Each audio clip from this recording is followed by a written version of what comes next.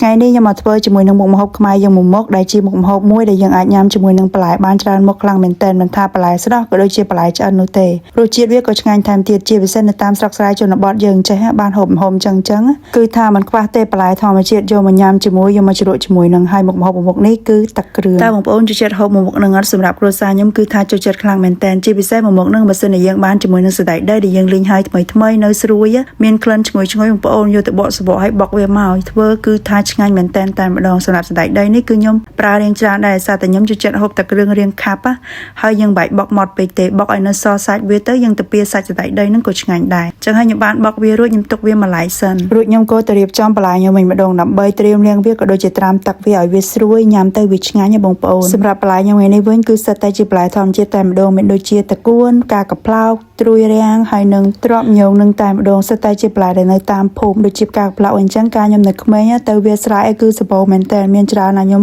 ត្រូវថាធ្វើតែគ្រឿងអញ្ចឹងនឹងប្រវោមិត្តភ័ក្ដិនោះគ្នាទៅបាយសបោណានៅវាស្រែគឺធម្មជាតិហើយខ្ញុំចូលចិត្តញ៉ាំទៀតឆ្ងាញ់អត់មានបន្លែណាដែលខ្ញុំទិញនៅផ្សាររបៀបបន្លែផ្សារទេគឺសិតតែជាបន្លែដែលបងប្អូននៅតាមភូមិក៏ដាំខ្លួនឯងទាំងអស់តែម្ដងចំពោះតកូនយើងចង់ចុចនៅតកូននៅស្រស់ក៏បានឬក៏យកវាមកស្រោយឆ្អិនចេះក៏ញ៉ាំទៅឆ្ងាញ់ដែរសម្រាប់ខ្ញុំគឺខ្ញុំចូលចិត្តឲ្យតកូននឹងវាឆ្អិនយកទៅញ៉ាំទៅឆ្ងាញ់ហើយបានបន្លែមុខនេះគឺឆ្ងាញ់ដែរគឺតាយ៉ងចេកខ្ញុំចូលចិត្តញ៉ាំមែនតើផ្ទាប់ជាមួយនឹងតាយ៉ងចេកជាមួយនឹងបន្លែផ្សេងទៀតដោយសារតាយ៉ងចេកនេះគឺជាបន្លែដែលល្អសម្រាប់សុខភាពដូចគ្នាបើធ្វើហាងវិញគឺម៉ាខ្ញុំក៏ចូលចិត្តញ៉ាំណាតែខ្ញុំដូចជាមិនសូវប៉ុន្មានទេហើយត្រប់មញងនេះក៏ឆ្ងាញ់ដូចគ្នាបងប្អូននេះស្ងោរវាឆ្អិនមកផុយតិចយកវាទៅចុចញ៉ាំជាមួយនឹងទឹកគ្រឿងគឺឆ្ងាញ់តែម្ដងរបៀបដែលខ្ញុំធ្វើវិញគឺថាខ្ញុំដាក់ជីអំបូងលេជាមួយនឹងគ្រឿងផ្សំខ្ញុំមានដូចជាស្ករប៊ីចេងហើយនឹងអំបិលរួចខ្ញុំចាក់សាច់ត្រីដែលខ្ញុំបេះម៉ត់នឹងចូលបន្តមកទៀតទឹកស្ងោរត្រីដែលខ្ញុំបានលេជាមួយនឹងប្រហុកមួយកន្ទុយដែរដើម្បីវាមានក្លិនឈ្ងុយក៏ខ្ញុំចាក់ចូលមកហើយក៏ខ្ញុំច្របាច់ក្រូចអ្នកខ្លះបើគេដាក់ក្រូចឆ្មាទេក៏យើងអាចដាក់អំពិលទុំបានដែរ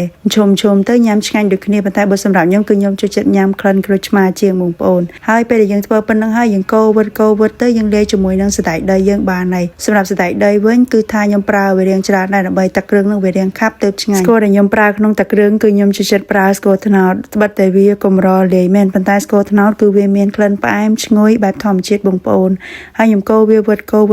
ទៅគឺរួចជាការស្រេចហើយអញ្ចឹងហើយទឹកគ្រឿងខ្ញុំក៏បានរួចរាល់ភ្លក់ទៅមកល្មមសមរសជាតិហើយបន្លែក៏រៀបចំរួចរាល់ដែរបងប្អូនហើយអញ្ចឹងយកមកជ្រលក់ទៅចុចទៅញ៉ាំគឺថាត្រូវជាតិហ្មងហើយម្ហូបមុខនេះក៏ញ៉ាំចុះបាយដែរបងប្អូនហើយញ៉ាំទៅនិយាយពីថាមានកម្លាំងតែម្ដងដោយសារយើងបានញ៉ាំជាមួយនឹងបន្លែដែលសម្បូរទៅដោយជីជាតិដល់សុខភាពយើងទៀតអញ្ចឹងហើយបន្លែបើសិនជាបងប្អូនចង់បន្ថែមបន្លែផ្សេងទៀតដែលបងប្អូនចូលចិត្តញ៉ាំមានដូចជាននងស្ងោរត្រប់ស្ងោរទៀតក៏ជាតិក៏ឆ្ងាញ់ដែរដូច្នេះវីដេអូខ្ញុំគឺមានតែប៉ុណ្្នឹងបើសិនជាមានកំហុសឆ្គងកន្លែងណាអីសូមបងប្អូនអធិស្ឋានផងសូមអរគុណបងប្អូនដែលបានទស្សនា